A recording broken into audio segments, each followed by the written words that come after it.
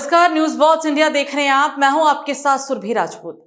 हमारे देश में होली का पर्व काफी धूमधाम से मनाया जाता है और इस पर्व का रंग रिश्तों को और भी मजबूत करता है और दोस्ती को बढ़ाता है। लेकिन इस बार का होली तनावपूर्ण हो सकता है, इसलिए इस पर राजनीति भी शुरू हो चुकी है और इसको लेकर बवाल भी अब शुरू हो गया है। दरअसल उत्तर प्रदेश के मथुरा वृंदावन में ब्रज की होली में मुसलमानों की एंट्री को लेकर बवाल मचा हुआ है। महाकुंभ के बाद अब मथुरा वृंदावन में होली के त्योहार पर मुस्लिमों की दुकान लगाने को लेकर बहस छिड़ गई है।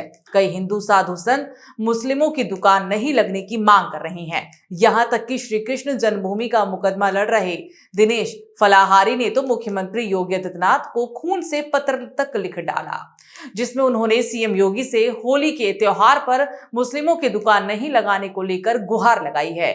मीडिया रिपोर्ट्स के मुताबिक उन्होंने सीएम योगी को दिए पत्र में लिखा है कि मुसलमान हिंदू त्योहारों को लेकर नफरत फैलाते हैं, लेकिन दुकानें लगाकर पैसा कमाते हैं।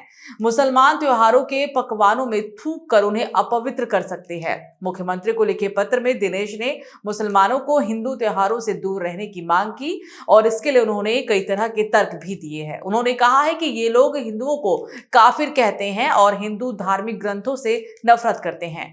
बता दें कि महाकुंभ मेले में भी मुस्लिमों की दुकानों को लेकर इसी तरह की मांग सामने आई थी, जिसमें महाकुंभ में अखाड़ा परिषद ने मुस्लिमों के मेला क्षेत्र में दुकान लगाने पर पाबंदी लगाई थी और अब इसी तरह की पाबंदी ब्रज में लगाने की भी मांग हो रही है, जिसको लेकर बवाल मचा हुआ है।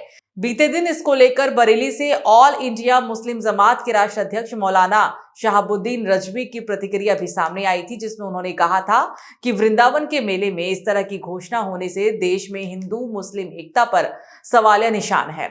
दूसरी तरफ सीएम योगी की होली के त्योहार से पहले अधिकारियों को सख्त आदेश दे दिए हैं कि बिना परमिट की बसें सड़कों पर ना चलने पाए, ओवरलोडेड ट्रकों के खिलाफ प्रभावी कार्रवाई की जाए और एक्सप्रेसवे और हाईवे के किनारे शराब की दुकानें बिल्कुल पूरी तरह से बंद हो। शराब की दुकानों के साइन बोर्ड को भी छोटा किया जाए।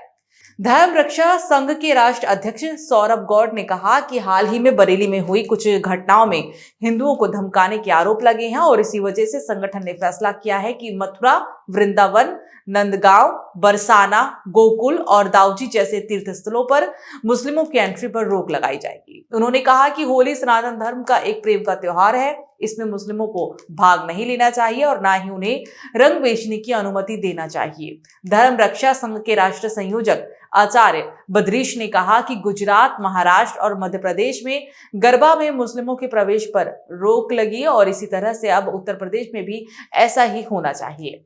उन्होंने कहा कि अगर मुस्लिम समुदाय को होली में शामिल होना है तो वे हिंदुओं को एक लिखित में आश्वासन दे, वरना उन्हें दूर ही रखा जाए।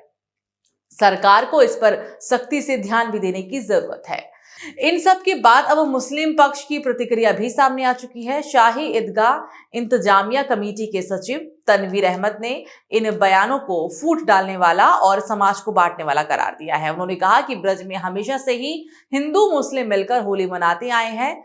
रसखान और ताज बीबी जैसे मुस्लिम भक्तों को भी यहाँ सम्मान दिया जाता है। अहमद ने यह भी कहा कि हाल ही में हुए महाकुंभ के दौरान मुस्लिम समुदाय ने हिंदू श्रद्धालुओं को आश्रय और भोजन उपलब्ध कराया था।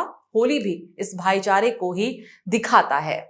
इस खबर पर क्या है आपकी राय? आप हमें कमेंट सेक्शन में जरूर बताइएगा। फिलहाल मेरे साथ इतना ही। आप देखते रहिए न्यूज वॉच इंडिया। नमस्कार।